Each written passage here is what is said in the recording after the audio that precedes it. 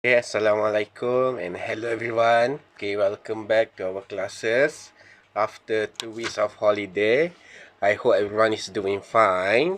Okay, even though this year we cannot really celebrate Hari Raya like we celebrate in the previous year.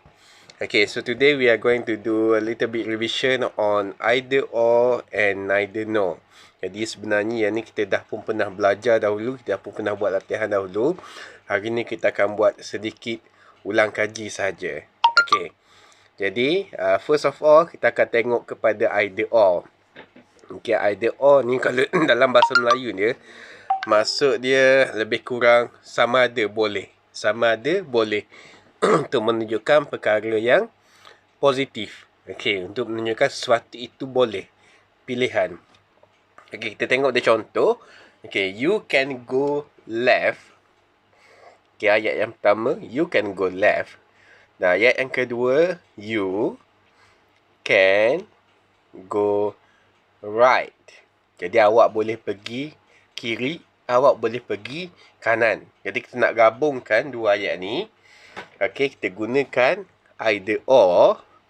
Okey, dia akan jadi awak boleh pergi kiri ataupun boleh pergi kanan. Dan disebabkan benda ni ada can boleh. Bermaksud kita akan gunakan either or, benda yang boleh. So, dia akan jadi macam mana? You can either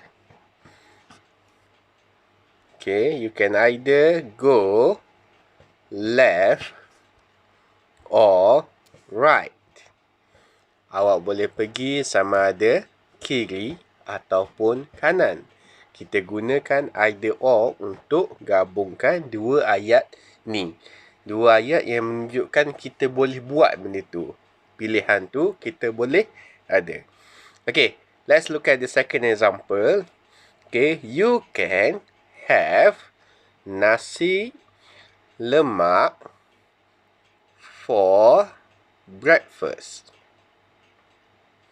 Okay, you can have nasi lemak for breakfast.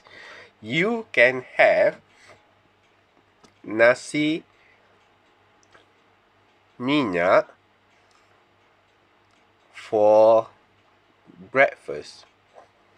Okey, ayat ini juga menunjukkan pilihan. Menunjukkan pilihan yang kita boleh ada dua-dua. We can have both of the options. Okey, sama ada nak makan nasi lemak ataupun nasi minyak. Jadi, bila kita gabungkan ayat ini, dia akan jadi you can have either nasi lemak or nasi minyak for breakfast. Okay, you can have either nasi lemak or nasi minyak for breakfast. Jadi, kita tengok pada ayat ini, kita boleh ada dua-dua pilihan. Kita boleh ada dua-dua pilihan. Okay, jadi kita gunakan either dan or. Okay, either dan or. Okay, kita tengok pada contoh seterusnya. Okay. Ali goes to school. Abu goes to school. Okay, kalau kita tengok pada ayat ni, dua-duanya ada objek yang sama, iaitu school. Dan tapi subjek ni adalah berlainan. Okay, Ali satu, Abu satu. Jadi untuk yang ni, kita letak either kat depan. Either Ali or Abu goes to school. Maksudnya, dua-dua, Ali dan Abu pergi ke sekolah. Okay, jadi beza dengan yang atas tadi, kita letak either ni dengan or ni di hadapan. Okay, di hadapan ayat. Okay, so I think you can understand that. It's very easy sebenarnya. Either ni, either or kita gunakan untuk benda yang boleh. Seterusnya kita tengok pada neither nor. Okay, neither nor ni bermaksud benda yang sama value tetapi benda yang negatif ataupun benda yang tidak boleh. Okay, benda yang negatif ataupun benda yang tidak boleh. Jadi kita tengok pada contoh yang pertama. Okay, they are not my schoolmates. Mereka bukan rakan sekolah saya. They are not my friends. Mereka bukan kawan saya. Okay, jadi kita nak gabungkan ayat ni. Ayat ni adalah negatif. Tidak, bukan. Maka ada not kat situ. Ada not. Dua-dua ada not. Jadi macam ni nak gabungkan, kita gunakan neither nor. Jadi dia akan jadi they are neither my schoolmates nor my friends. Jadi mereka bukan sama ada kawan sekolah saya ataupun kawan saya. Neither nor. Kita gunakan neither nor di sini menunjukkan benda ini yang sama tetapi bukan, tetapi negatif, tapi bukan saya punya, tapi tidak. Okey, kita tengok contoh yang kedua. Anis did not go to the party. Okey, Anis tidak pergi ke parti. Anis did not go to the wedding. Anis tidak pergi ke majlis perkahwinan itu. Okey, jadi kedua-duanya adalah tidak. Tidak pergi ya. Did not. Okey, so bila kita gabungkan menggunakan neither nor, Anis neither kita gunakan when dahulu kat depan.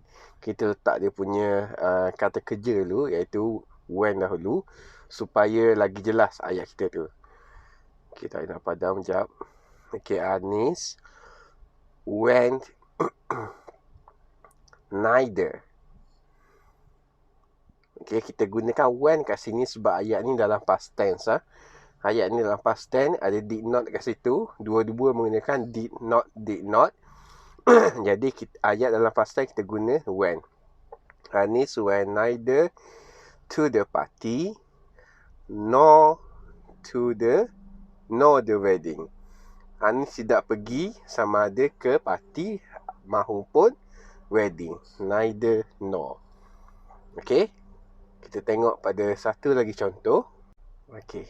Akif did not play PUBG. Akif tidak main PUBG. Okey. Zakwan did not play PUBG. Jadi dalam ayat ni, dia punya objeknya sama, iaitu main PUBG. Dia punya subjeknya adalah berbeza, Akif, Zakwan. Dan dua-dua adalah did not, tidak bermain. Jadi kita gunakan neither kat depan. Neither Akif nor Zakwan